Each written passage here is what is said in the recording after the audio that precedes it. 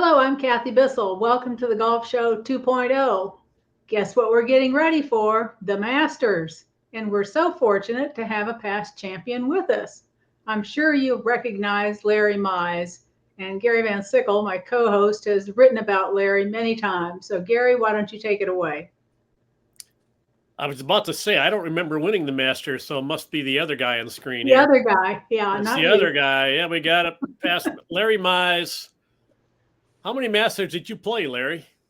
I played in 40. Ooh, Oh, well, nice round number. I've been to 40, so what a coincidence. That's pretty good. That's.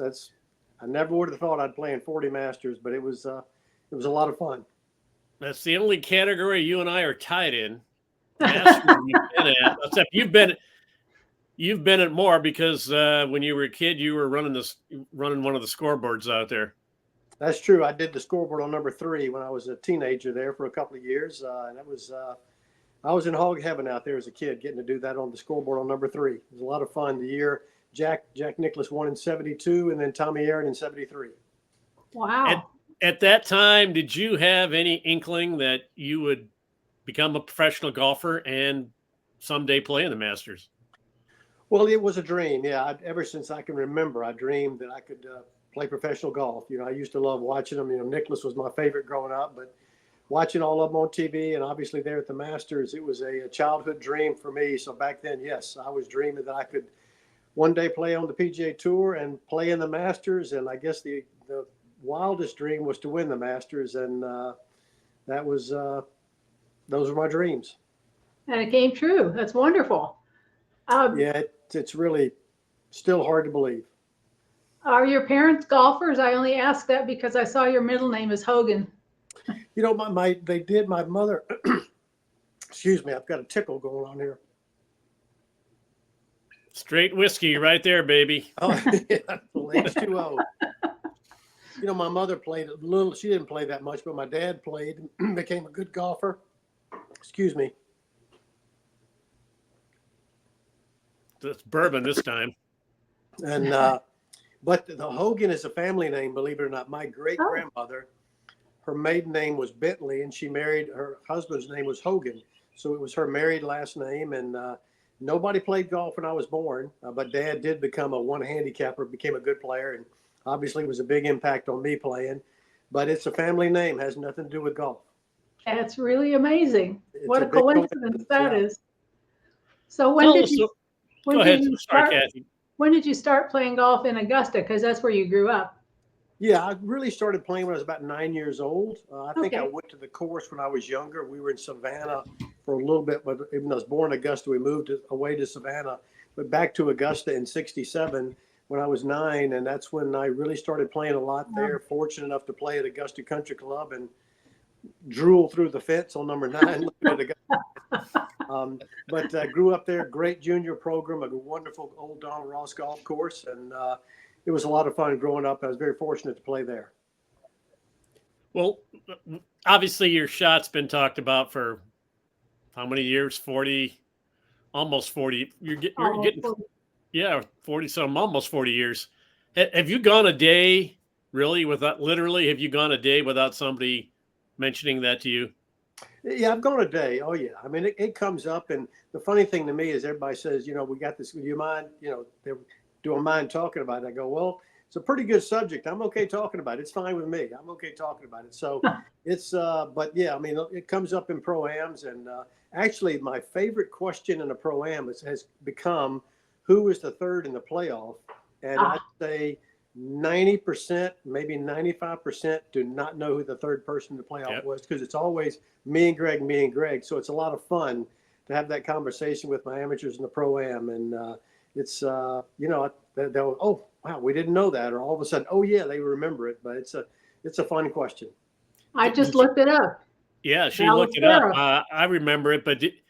And I know I asked you this before over the years. Have you ever exchanged a sentence with Seve Ballesteros, the third guy in the playoff? Have you ever had a brief conversation or pass a comment with him since then? Well, not about the tournament, no. I mean, we've obviously, we played each other later in the year. We played against each other in the Ryder Cup. He and Jose played me and Hal Sutton. Excuse me. Well, I didn't know you were such a heavy drinker, Larry. But we've never talked about the Masters. No, I mean, I think it's, he was very disappointed, obviously, Sure. as I would have been in his shoes. But we Seve and I always got along great. I always enjoyed playing against him, but we never talked about the Masters. No. Well, you would have seen him every year at the Champions Dinner while he was still alive, or well enough to be able to attend. And I'm sure he looked forward to that because the Masters victory was really important to him. Well, it really was. And Seve was a great player, and he's a great champion. And we all enjoy that dinner. I mean, I'm looking forward to it next week. It's just such a great time to get together with all the past champions, and it was always fun to see Seve there, and we definitely miss him being there. Well, this is going to be a strange Masters for you and really for all of us because it's the first time in 40-some years you will not be playing in it. You said last year was your last one. What are you going to be doing Masters week now? Well, that's a good question. It's funny, I'm gonna play the tournament, the tournament course the Sunday before the Masters. The National is very nice enough to let past champions invite one person to play with them on Sunday before the tournament because we're honorary members. We can't normally bring guests, but they let us do that. So I'll do that on Sunday. And my agent, Jim Lehman, was talking to me a couple of weeks ago and said, "Hey, do you want to play golf at Augusta Country Club on Monday?" I went, "Well, yeah, not playing this year. Yeah, I'll play." So I'm going to play with him and some friends, and Mike Riley from Straight Down. We'll play there at Augusta Country Club on Monday, and it'll be a lot of fun to play there. I'm looking forward to it. Who thought you'd have to arrange golf Masters week? No, never would have thought about it. It was so funny when he asked me the question. I went, "Oh yeah, I can play. Sure, that'd be fine." So it'll be different, but I'm looking forward to it. It's always a great week, and it'll be fun to be there. And bittersweet. I'm not playing, but it was time. I needed to stop playing and just come there for the par 3 and enjoy my week and then the dinner. Well, you certainly know. Go ahead, Kathy. You certainly know all the places to go to tell people where to go to dinner or tell them where to buy gas or, where to get their Coca-Cola and all that kind of thing. You probably know all the back ways in and out and around to avoid the traffic. Well, from my dad's house, I definitely do. I mean, I can probably help. I don't know the town as much as I used to because, it's been close to 50 years since I lived there. Oh, my goodness. But 2 of my sons are living there. Patrick and Robert, they married sweet Augusta girls, Shay and Maria. So I know a little bit, but I don't know the town as good as I used to. And, Masters week, we always eat in because it's brutal to try and eat out. Yeah. It's so busy. So, but I do know a few places, and but everybody, they know it pretty well. So that's good. I get asked more questions about the golf course than I do about where to eat, which is good. I'm better at doing that. If you got some secrets of Augusta, you were telling me last week about the tunnel under Washington Road. Oh yeah. Do they let past Masters park across the road and sneak in through that tunnel? What's the deal with all these tunnels none of us know anything about? It's amazing what they do there. I mean, they've just continued to make that place better and better. The tournament just keeps growing all the time. So they have a tunnel under Washington Road, where they, I think over there they collect some of the mail and make sure everything's okay, security purposes, and some of the network trucks park over there. But it's just amazing what they've done. And but for us as past champions, they are so nice. We've got the member parking right there by the clubhouse. They are just they treat us really, really special, and I very grateful for their hospitality they showed us, and they make us feel like we belong there, and it's very, very special. Have you been in some of the tunnels? Like, is there a tunnel that takes you out by the range that you can avoid everybody, or?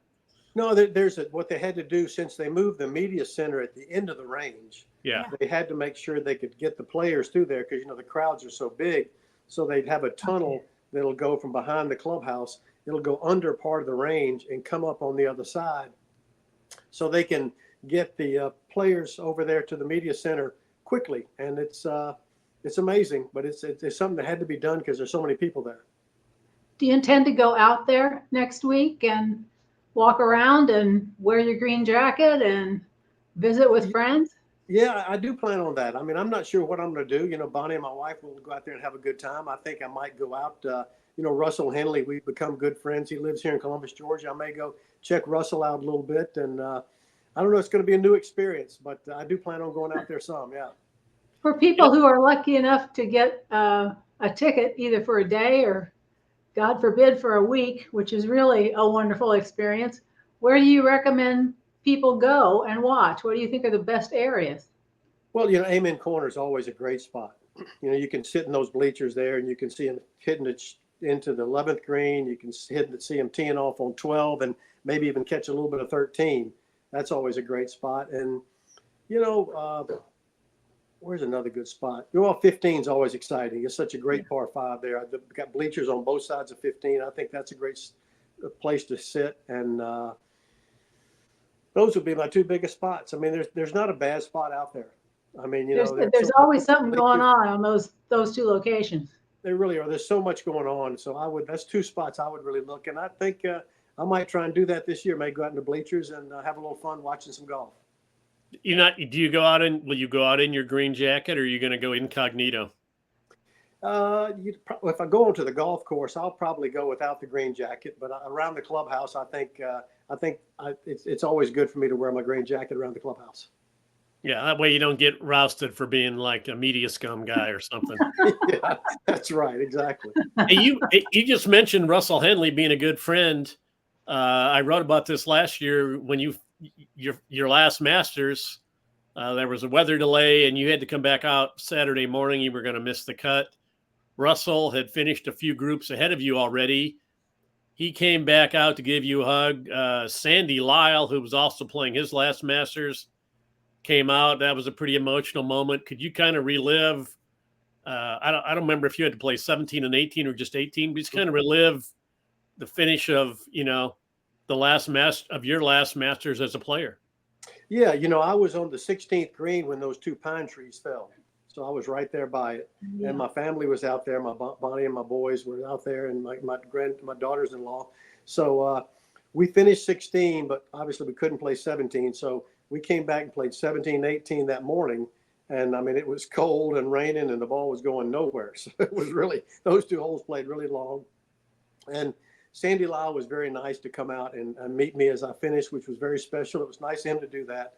And then Russell was there to greet me as well. And then my family was there. I had Bonnie and David and Hannah and Patrick and Maria and Robert and Shay and my two grandsons, Henry and Charlie. And it was just so special to have the family and everybody there. It meant a lot to me. And then we went in and had breakfast in the player dining that they have for us there. So it was just an incredible morning. And some of my buddies texted me, say, "Well, you made it to the weekend. There you go. Good job." Because I made it Saturday morning. So it was got an extra day out of it. Exactly. Yeah, as I recall, Sandy he just had to putt on 18. He only came out with his putter, and somebody asked him what he did the night before, and he said something about a lot of not tequila, but some tequila tasting or something, or a little too much. Right. What did Sandy say to you that on the green when you guys hugged? Do you recall? I don't recall what he said. He came up and we embraced, we hugged each other, which was very special, and we just waved to the crowd. The crowd was great. I mean, for being early in the morning with all the rain and everything, we really had a good crowd, and it was a wonderful reception, and it was just very special. I can't remember the words, but I know I thanked him for coming out because that meant a lot to me. Well, when those pine trees first went down on 17, there was a rumor that the echo of one of your tee shots there had caused them to just break and fall because of the sheer power of force that exuded. Oh, that's a good one, Gary. That's a real good one. Yeah, I don't think wasn't my tee shot. No. What was it like on tour? You were not the longest hitter. Obviously, you had other strengths. The game has changed somewhat now. There's still a few guys who were shorter, but I mean, everybody's pretty long now. What was it like for you to stay on tour and be that successful when these guys are hitting it 20 yards by you all the time? Well, that's the thing. It is so different now. I mean, maybe you get out driven. Excuse me.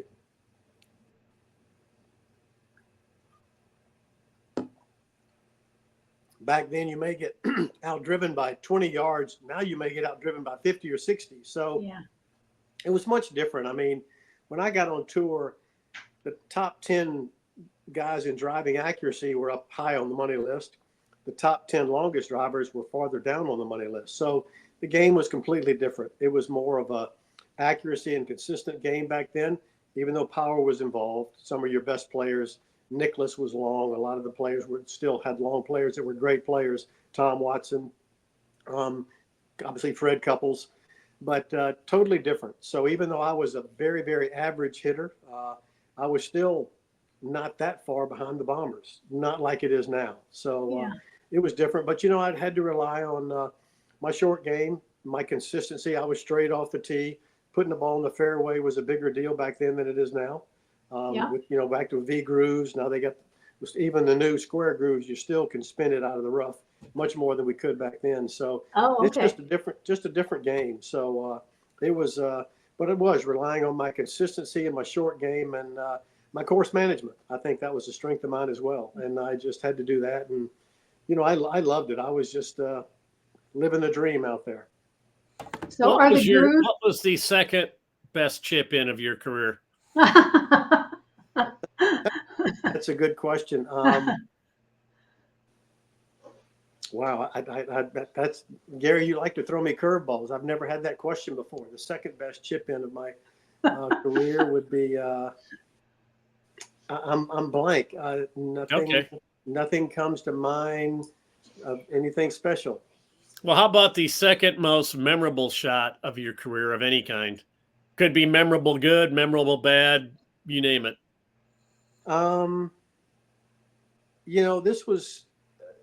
It was a lot of fun. In Tucson in 1993, I had not won in the United States since the Masters. I'd won 3 times in Japan, which was a lot of fun, but I just hadn't put it together in the States. So I had a chance to win at Tucson National back in 93. And I came to the 18th hole with a 1-shot lead, and I hit a good drive in the fairway because, you got water on both sides. So I was shaking like a leaf on that tee. I remember I went to get some water in one of those Dixie cups. I'm trying to drink it like this, I'm shaking because that's the way the nerves affected me. And I had a 4-iron left into the green, and the pin was tucked to the left over the bunker. And it would be one of the best shots I've hit under pressure. I hit that 4-iron in there about 3 feet from the hole and made birdie to win by 2. Wow. So great. It would be one of my most memorable shots. Pulling off that shot on 17. I remember Lanny Watkins said something to me the next week at Phoenix, said, congratulated me, saying what a good shot I hit into 18. And, coming from Lanny, that meant a lot to me. Yeah, so that's high praise coming from Lanny. That's high praise. And so, but that was a lot of fun to win again in the States after Augusta and to hit that shot under the pressure. That was very satisfying. Speaking of hitting shots under pressure, I've seen in recent weeks, guys are doing well, coming down toward the end of the tournament, and they're not aiming for the rough or the trees or whatever it is that they end up hitting. What happens with your body when you intend to hit something straight and all of a sudden you pull the ball way left or you push it way right? What happens in your body that caused that to happen? Because we know that professionals have the skills to hit a ball where they want it to go 85, 90% of the time.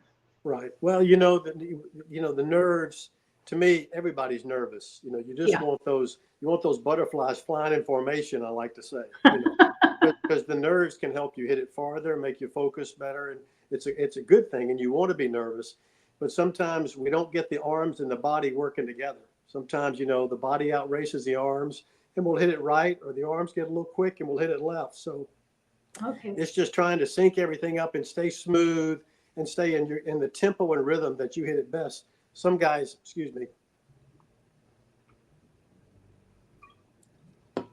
some guys like a Lanny Watkins or a Nick Price have a faster tempo, and that's great. And some guys, I'm slower, and Fred Couples has a smooth, slow tempo as well, but comes through there really fast. So just getting everything to sync up, and that's easier said when you're under the gun trying to win a golf tournament. That's where the challenge comes in, but you have to embrace that. That's the fun. That's why you work hard to see if I can pull it off on the back nine on Sunday, if I can win the golf tournament. So it's the adrenaline that causes the bad shots. Really? Oh yes, the nerves. All of a sudden, you got to make sure you control your breathing. You get shallow breaths, you get nervous. The more you can take deep cleansing breaths, get your Lamaze breaths going, and keep those nerves under control to where you can keep that heart rate from getting too high. What was the most interesting place you happened to wear the green jacket off campus there? I never did anything like a lot of, like Sergio wearing at Wimbledon. I never did anything like that. Columbus, Georgia kind of honored me one day, and I wore the jacket down there for that. I remember Robert, my youngest, I got a picture with him having the jacket on, which was a lot of fun. So, but I never wore it out or anything, did anything crazy with it. I think I was making sure I didn't do anything wrong. I didn't want to get in trouble. Oh, I remember Mickelson went through the drive-through window of Dunkin' Donuts the next morning with his jacket on. He probably hadn't been to bed, would be my guess. But right. Yeah, how about, we also remember the famous Aureus shirt you wore. And I don't know if you had multiple copies of those, but what's the status of that shirt or those shirts? Well, I still have the original shirt and pants and everything. It's in a bag somewhere in my closet. I did get Aureus did send me some replicas, some extras. So I was able to send them out and, use them in that regard. But I've still got it. It's in a bag somewhere in my closet. So that's exactly, if you come out to the course during the tournament, Thursday or Friday or on the weekend, you should totally wear that. People would go crazy. At the World Series of Golf at Akron later that year, I was playing in '87, and I put the outfit on that morning. And my wife, Bonnie, looked at me and said, "No, you can't wear that outfit. They'll crucify you out there." And I changed because it was Friday, and I was going to be in the last group, maybe with Bobby Watkins, I think. And I was going to be in the last group. She said, "Okay." And she gave me some great advice. I didn't wear it. So one of my kids, I can't remember which one, wore it on like a decade day at school or something. They wore the outfit, and some of the teachers knew it. A lot of the people had no idea what the outfit was, but I don't think I could do that, Gary. That would be kind of interesting, but I don't think I could do it. What is the ideal thing to wear with the Masters coat? What kind of a shirt, what kind of slacks, what in your mind would be the perfect? In '86, Jack looked real good with that yellow shirt. The yellow and the green, I think, were real good together. They said my black and purple and lavender, they said that didn't go too well with it, which I guess they're right. So anything a yellow or a white shirt, I guess that would be the best thing with it. But I'm okay. I put it on whatever I have, and I'm okay with it. But I guess I think Jack looked really good with that yellow shirt. He knows what he's doing. He's put it on 6 times. He's very experienced with that. I'm sure he had help because he's actually colorblind, so he doesn't see colors all that well. Well, he did good that day, didn't he? Yeah. Bernhard Langer said he made a mistake. He'd never wear red slacks again on Sunday because he said when he won, he looked like a Christmas tree. He regretted that outfit. He was. I think he had red shirt, red pants. He was red all the way, wasn't he? Yeah, he was. It was a lot of red. Yeah. Yeah, that was interesting. Makes it memorable. So it takes a lot of guts to wear something that goes with the green jacket, though, if you haven't won it. Well, exactly. But I tell you a funny story about my outfit. We had our oldest son, David, was a week short of a year back in '87. And so our bedroom is, we got the lights out. He's sleeping. I'm picking out my outfit. And I think I thought the pants were blue. And so I had a shirt to go with the blue pants. And I woke up the next morning and Bonnie, we went, Larry, those are black pants, not blue. So I had to change the shirt Sunday morning. So there was no planned outfit. I mean, it worked out okay, but it was kind of funny. I mixed it the wrong way in the dark the night before. You mean your agents didn't send out a schedule of what you were wearing that week like they do now? No, I don't. The agents, I don't let them go that far. They got to give me my space. I'm gonna do my thing there. How did you enjoy the senior tour? It was unbelievable. I mean, I really had a lot of fun. I mean, it was so much fun getting back out with guys I'd played with for 20 plus years, and the competition is great. I mean, it's really competitive out there, and to get to continue to do that in my 50s and 60s was incredible. So I have just nothing but the greatest memories of being out there on the Champions Tour. Yeah. Gary, you go. Oh, wow. I thought you had a question ready. No, but I'll come up with one. I was just going to mention, Pertzer got on me when he was a guest on this show. We discussed a slightly famous incident where I accidentally got through local qualifying for the U.S. Open, and you and I and Tom Pertzer played in Columbus in the sectional, and I narrowly missed making the field by about 17 shots. I think you shot a pair of 67s, made it look pretty darn easy, and Pertzer wound up in a playoff. He messed up the last hole, and I think he lost an 11 for 10 playoff or 12 for 11. And he was the odd man out, but he got in as an alternate. You guys pranked me and you ambushed me in the range. You had notebooks and you had That's right. credentials with your name on it that you memorial people had set you up with and were asking me questions. You said something about, hey, give us a comment. And I said, I don't talk to you, media scum. And that was the greatest. Because I had sneaked onto the range. I just wanted to be not getting anybody's way because I know I don't belong there. That was a great icebreaker. That was so much fun. And, I respected you guys so much for putting up with me. So you were nothing to put up with. I was fun. And hey, you earned your way there. You played through the first through the local qualifying, got to the sectional, so you earned your way there. So that was a lot of fun. I forgot about that range incident. Thanks for reminding me about that. That was a lot of fun, and you were a good sport. I tell you. I was so impressed. You had to go to the trouble of those little badges had the little windows in them, and so you had to get the things typed up from the memorial people to slide them in there. It wasn't like you just grabbed the notebook. I mean, some thought went into it. So they had to be in on it. Yeah. We had a chance to play with you, the man. We had to do something. Oh yeah, right. I was just glad I wasn't paired with Ed Fiore and Dave Hill. Might not have gone as well for me. Well, I guess Pertzer and I weren't too bad, I guess. How did do you recall, how did you play at Oakland Hills in 96? Do you recall? That was the year Steve Jones wound up winning. I can't remember. I just remember Steve Jones and Tom Lehman coming down the last hole. They had a good duel, and Steve was. Davis took him 3 to get down from the back of the green, I think, on 18 to miss a playoff. Yeah, I can't remember what I shot, but I remember that's real. I like the golf course, such a good, hard golf course, but a good golf course. I remember that, and and Steve won, but then Tom Lehman wins the British Open later that year, so that was a great year for both of them. But I can't remember what I shot. I don't know. Okay. Well, I remember because we had rain delay. We pulled off the course and sat in somebody's basement on Monday during the qualifier in Columbus, and we had to come out the next day, and I was warming up on the range. Most of the guys in my position just didn't show up because they're already out of it. But I'm not, I'm out of it. But how often am I going to have this shot? But Steve Jones is warming up in a pair of shorts there, and it's not like we have Liv now. I don't see you guys in shorts very often, except at the qualifiers. So, and then he wound up winning. So I felt like, well, I was just that close. There you go. Well, hey, and it was good of you to come back. I mean, that's to finish it off. You're going to finish what you start. That's a good job. Well, I figured if I showed up, that would move me up 40 spots in the standings because all the people who did not finish would be below me. So instead of being, 120th, I might be 78th. So I think I did beat 1 or 2 people, but you're who actually finished. But you're a smart man.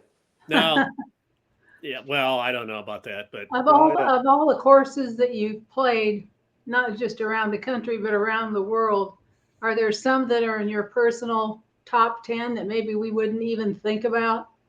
Something in Japan or something in Australia or something in Europe or. Yeah, I mean, of course, I love Augusta National. I think that course is playable for anybody. I think that's very special. One in the States that probably won't surprise you. I don't see how it's not in everybody's top 10 is Harbortown. Oh, okay. great golf course there at Hilton Head. And I did have a lot of fun. I got a chance. I played in the Australian Masters. I think it was in '98. And while I was over there, I got to play Kingston Heath. And I tell you, that's a super golf course. I really enjoyed it. I didn't get to play Royal Melbourne because I know in Australia they just argue back and forth which is the best. And I'm sure I know Royal Melbourne's good too. But playing Kingston Heath, it is a really special place, and I had a lot of fun playing there. That ranks really high in my book. Yeah, definitely. I have heard that that's supposed to be good. Yeah. Mm-hmm. Yeah, it's interesting because if I've got it right, Alistair McKenzie came back and did the bunkering after the course was done. Oh. And it's a masterful job. The bunkers are like you took a butter knife and cut these bunkers around the greens and everywhere. Okay. And it is phenomenal the job he did putting the bunkers in after the course was already done. It was, if I've got that right, I think I do. But it was phenomenal bunkering on that golf course. Really special. Well, I'm probably going to take what's left of my 401k and wager it on the Masters this year. Give me a pick. Who do you like? No pressure. I mean, it's only a 201k now. It's not even a 401k anymore. Well, but I'm going to let it ride. Well, Scotty Scheffler's been playing really well. I mean, he's won there before. He's playing awfully good. But, you know, what the fun thing about Augusta is always somebody that jumps up there that you don't think about. And I know a friend of mine has talked about, I'm going to forget his name, had back surgery and he's just coming back. Will Zalatoris. Zalatoris. I think Zalatoris is someone that the course would suit him very well. He's someone to watch out for, Zalatoris. Of course, my man Russell Henley finished 4th there last year, so we're pulling for Russell to have a chance again this coming year. You know, you always have to watch out for Jordan Spieth. He loves that place, and Jordan's been playing better. But I think everybody, you got to watch out for Scotty Scheffler, no doubt. Yeah. Well, I just saw a picture this morning online of Cameron Smith, who plays well there, and he has said he got bored with his mullet and he cut it off. And I'm like, really? That's like Samson getting a haircut. He was my pick. I don't know what I might have to switch horses now. Well, he is a good player, good putter. He'd be someone to watch. There's no doubt. I just, you know, he's playing that exhibition tour, so I don't know if he'll be as strong as he would be. Oh boy, you're gonna get some heat on that one. Well, it is an exhibition tour. Hey, I mean, the truth hurts sometimes. Yeah. Well, thanks for being here, Larry. We appreciate your time. When do you think is it gonna hit you this week, or did it hit you last year when you finished that? You know, you're gonna go out there Thursday morning, and when's it gonna sink in that, like, yeah, I'm really not playing this week? Well, you know, that's a good question. I think I realized that last year was it was an emotional week. Me and my last year, it was very, you know, coming down on the Friday and Saturday morning. It was tough playing. It was emotional for me. So I think it'll hit me again when I get there this year, I think. So I've had a little bit already, and it'll probably hit me a little bit again next week. Yeah. Yeah, I don't think I hardly even talked to you when you finished Saturday because you were pretty emotional and had family around, and, you know, you were in no shape to be interviewed by media scum. Well, I could have always talked to you because they did interview me afterwards around there, but it was, you know, to have my family there. I mean, it was great. I mean, for my boys and all my family and my boys, my daughters-in-law, my grandkids to be there. Obviously, Bonnie, my wife, it just was very, very special for them to come out and weather the storm to watch me finish. All right. Well, anybody out there who's going to the Masters this next coming week, keep your eye out for Larry Mize. You might just see a celebrity in the gallery. Yeah, you might be. Tell him you remember that chip shot and tell him what you were doing when it went in. You might catch him at Amen Corner, or you might catch him at 15 and 16. Thank you so much. Possibly at the Hooters down Washington Road. No. Hanging with John Daly. You will not catch me there. That's for sure. Larry Mize, Masters champion. Thanks for being with us this week. Hey, Kathy, Gary, great to be with y'all. Thank you. Thank you very much.